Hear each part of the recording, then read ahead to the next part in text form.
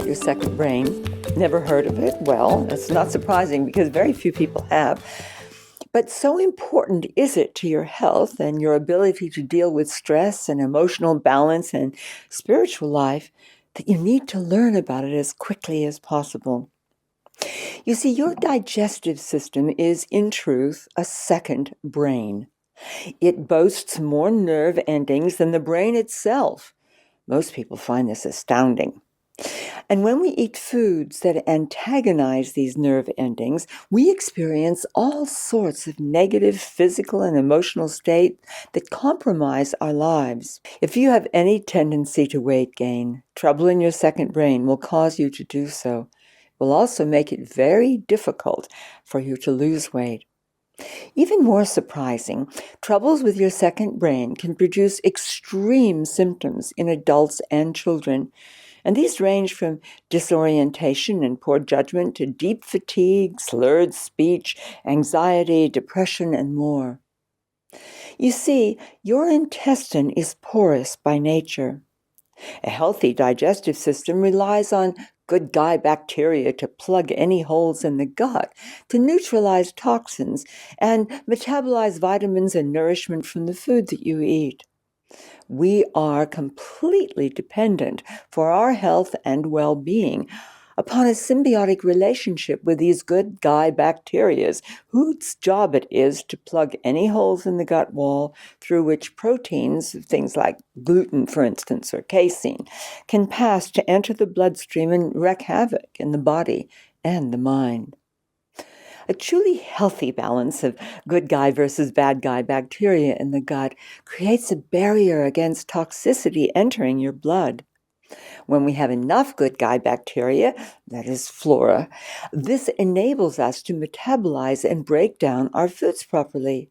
When, however, we get an overgrowth of bad guy bacteria, opportunistic flora such as Candida albicans, for instance, then vast quantities of toxins make their way through a porous gut, creating allergies and other conditions like inflammation on the skin and food cravings and emotional issues, which are not, in fact, emotional at all, but biochemical in origin.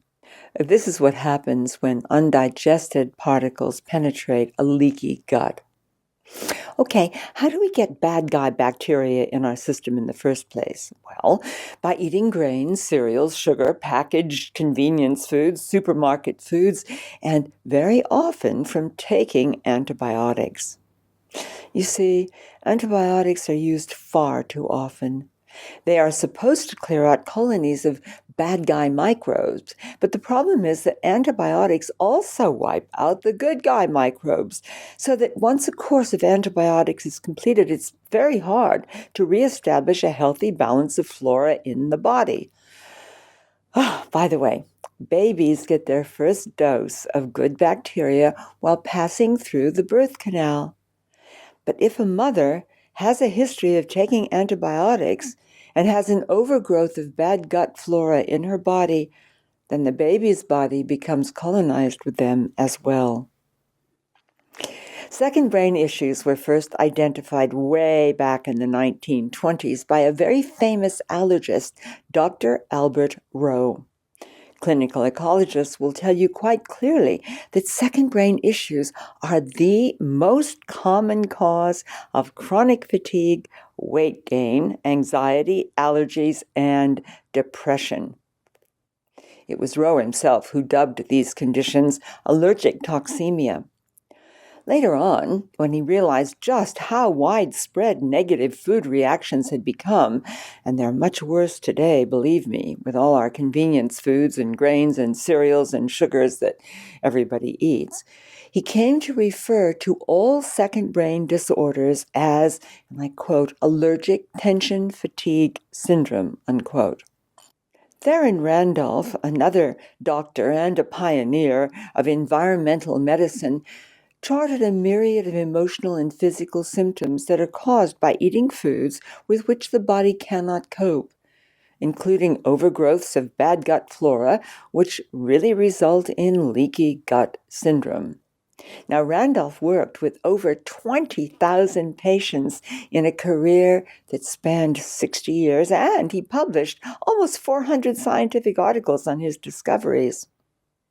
Okay, how does this apply to you? Well, let me give you a few questions that you can ask if you suspect that you may be among the growing number of people unsuccessfully wrestling with the manifestations of second brain issues today. First, are you chronically tired? Then, do you struggle with your weight and suffer from food cravings? Do you struggle from chronic anxiety or depression? Do you have allergies, asthma, or eczema? Do you have a child with autism? Okay, let's go back even further. Hippocrates, who lived between 460, I think, and 370 BC, believed that all diseases begin in the gut. In the last 10 or 15 years, Dr. Natasha Campbell McBride has made an in-depth study into the nutritional aspects of how the gut works and how poor gut function seriously impacts not only physical health, but also brain functions for all children with learning and behavioral difficulties, as well as for adults. She's written a very valuable book called Gut and Psychology Syndrome. It's an in-depth examination of how to counter second brain problems through diet alone. I found the book absolutely fascinating to read. It includes a number of excellent recipes. And you know what? I would recommend it to anyone who is suffering from depression or other common second brain disorders, as well as anyone who has children experiencing dyslexia, ADHD, ADD, dyspraxia, or autism.